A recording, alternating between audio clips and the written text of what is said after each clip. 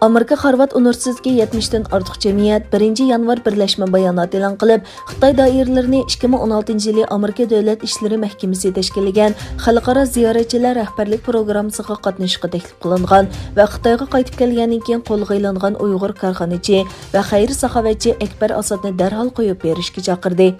Harvard Qonun institutining kishilik huquq qo'g'dag'uvchilari boshchiligida Harvard Qonun instituti va boshqa maktablarning 75 jamiyati birlashib imzolagan bu bayonotda Harvard Universiteti maktabdoshlari bo'lish sifati bilan ularning Harvard Qonun institutini bitirgan va Washingtonda ishlayotgan Uyg'ur advokat Rayhon Asadning inisi Akbar Asad va Uyg'urlar uchun qilayotgan faoliyatlarini qo'llaydiganligini bildirgan. Bayonotda bu jamiyatlar Harvard o'quvchilarini keng murojaatga qatnashishga chaqiriq qilish bilan birga Amerika hukumati va xalqaro jamiyatdan Xitoy hukumatining uzundan buyon Uyg'urlarga qaratilgan sistemalik zulmni oxirlashtirishni va keng ko'lamlik vahshiylikni surishti qilishni talab qilgan.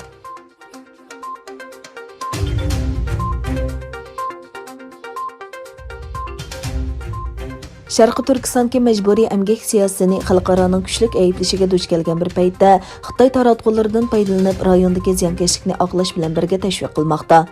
Yaqinda Xitoy xabarlari to'g'ri tarafidan e'lon qilingan bir sin ko'rinishida Qashqarning Yopurg'a noyisidagi bir kiyim tikish zavodidagi ishchilarning ishga o'rinlanishi va umumiy ahvoli bayon qilingan. Ularning hammasi Uyg'ur ayollari bo'lib, 1200 odam arzon emgakchi bo'lib ishlashga majburlangan. Oylik maoshi 800 yuan, $100 bilan 2500 yuan oraliqda ekan. Buningdan boshqa sindiki uchurlarga qaraganda zavodda ishlangan kiyimlarning Yaponiya va Sharqiy Janubiy Osiyo davlatlariga eksport qilinganligi, zavodning davomli kengaydiganligi, ishchilarning sonining 4000 dan 5000 ga ko'paydiganligini bayon qilingan. Yaqinqi uchurlardan ayon bo'lishicha, bu xil zavodlardagi ishchilarning ko'pincha ayollar bo'lib, Sharqi Turkistondagi erlar jazo lagerlari va turmalarga qamalgan. Yana bir tarafdan bu rayonda majburiy emgak ziyonkashligining davomli kengayayotganligini ko'rsatib bergan.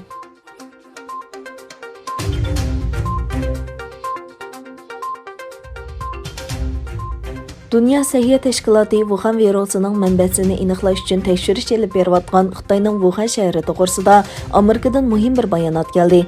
Amerika muavin davlat bexatarlik maslahatchisi Matthew Pottinger Angliya doiralari va amaldorlari bilan ko'rishgandan keyin koronavirusining tarqalishining orqasida Xitoyning borligini aytdi.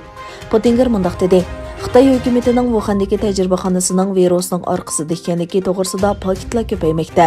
Xotirlar shuni isbotladiki, yuqumning Xitoydagi hayvonotlar bazasidan paydo bo'lganligi to'g'risidagi qarashlar to'g'ri emas.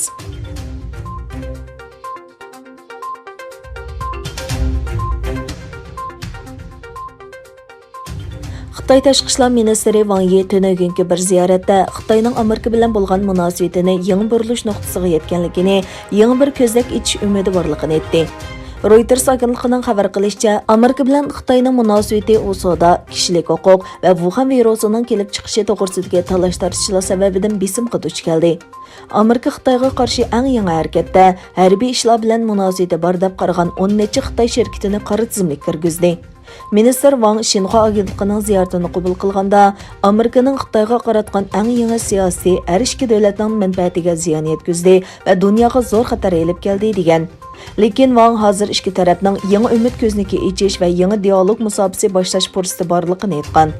Wang Trump yoki Baydenning ismini tilga olmagan, ammo Amerikani Xitoy tanlagan ijtimoiy tuzum va taraqqiyot yo'liga hurmat qilishga chaqirgan. Agar Washington savoq qilsa, ikki taraf o'tirsidagi ziddiyatni hal qilg'ili bo'ladiganligini aytgan. Amerikadagi siyosiyonlar Xitoyni dastlabki mezgilda koronavirusining tarqalishini yoshirdi va kasallikning texnik tez tarqalishiga yo'l qo'ydi deb ayblagan.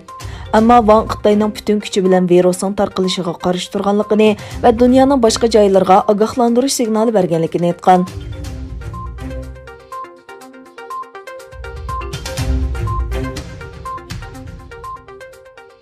Qozog'iston prezidenti Qosim Tokayev Birlashgan Davlatlar Tashkilotining o'lim jazosini bekor qilishni planlagan va parlamentdan o'tgan kelishimga imzo qo'ydi. Egilinishcha, kishilarning huquqiy va erkinligining cheklanishi sababli Birlashgan Davlatlar Tashkiloti tomonidan tanqid qilinib kelgan Qozog'istonda bu tonishni yo'qotish uchun yangi bir qadam tashlandi. Birleşken Devletler Teşkilatı'nın ölüm cezasını bekar qilishni planlagan Fuqarolar va siyosiy huquq xalqaro ahdnomasi parlamentning tasdiqidan o'tgandan keyin Qozog'iston prezidenti To'qayev bu kelishimni imzolagan. To'qayev imzolagan kelishimda Qozog'istonda urushdan boshqa ölüm jazosi berilmaydi va jazo ijro qilish to'g'risida yangi tadqiqot ilib berildi.